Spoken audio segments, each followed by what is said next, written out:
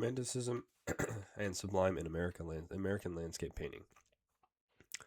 Today I'm going to talk about Romanticism and the idea of Sublime through three paintings. Niagara by Edwin Church, The Heart of the Andes by Frederick Edwin Church as well, and The Oxbow by Thomas Cole. These paintings were created during the Romantic period in the 19th century. Romantic artists were interested in emotion, imagination, and personal experiences.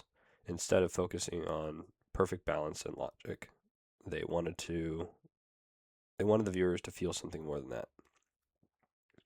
One of the most important ideas in Romanticism was the sublime. The sublime is the feeling of awe that comes from experiencing something so large or so powerful that it may be difficult to fully understand. It can make people feel amazed, inspired, or even a little uncomfortable, as we talked about in class. Romantic artists often use nature to create this feeling. This first artwork is Niagara, which personally my favorite out of the three, and is painted by Frederick Irwin Church in 1857. What stood out to me right away is the point of view. Instead of looking at the waterfall from far away, Church places us right at the edge of the falls, and it almost feels like we'd fall in the water and go over the cliff. According to the Smithsonian, Church, and I quote, said that it placed the viewer close to the falls and suspends them immediately above the ledge from which the water thrillingly descends. This helps create the feeling of the sublime because the viewer experiences the power of nature directly. The painting does not focus on people or buildings. Nature is the main subject here. The size of the waterfall and the endless movement of the water reminds us that some forces are much bigger than ourselves and human beings in general. I think that's why the painting became so popular. Even today, it makes the viewer imagine what it would be like to stand there and be there in person.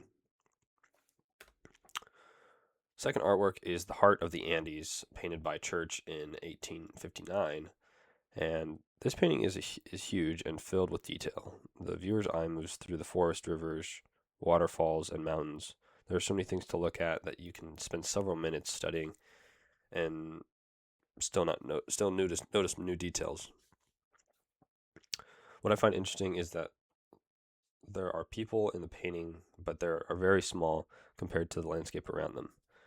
Church seems to be saying that nature is far greater than any individual person. When people first saw this painting, it was treated almost like an event instead of just a painting. And according to the Smithsonian, this explains. Smarthistory. My bad, not Smithsonian.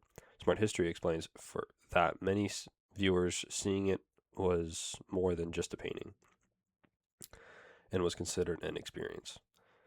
One famous visitor was Mark Twain, and after seeing this work, he wrote that, and I quote, "You will never get tired of looking at the picture." I think the quote helps explain why the painting was so successful. Church created something that the viewers could keep exploring over and over again, which is not something you get very often and done this well. The painting also has a spiritual quality to it, as we see a small cross that appears in the foreground there, suggesting that nature can maybe inspire reflection and ideas about something larger than maybe ourselves. Now, for the final artwork here, this one is The Oxbow by Thomas Cole. Excuse me. Painted in 1836.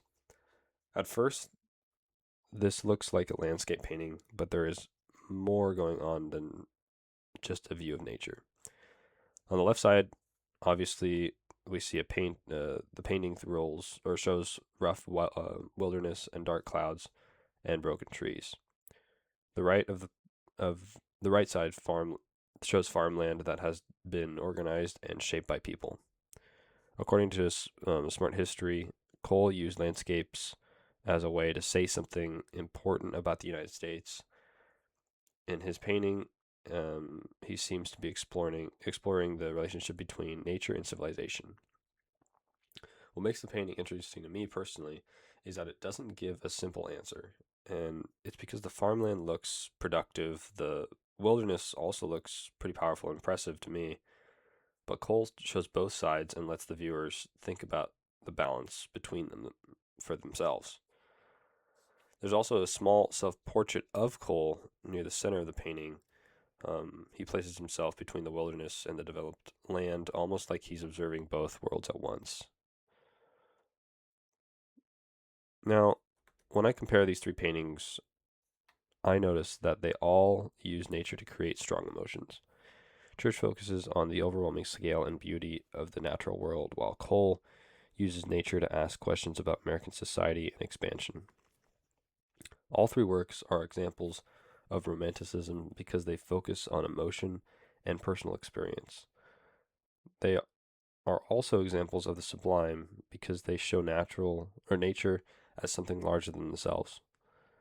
Even though these paintings were created almost 200 years ago, which to me is insane um, to even think about, I think they still connect with people today. At least I felt that. And most of us have had moments in nature where we just kind of stop talking for a second and just enjoy what's around us and look around.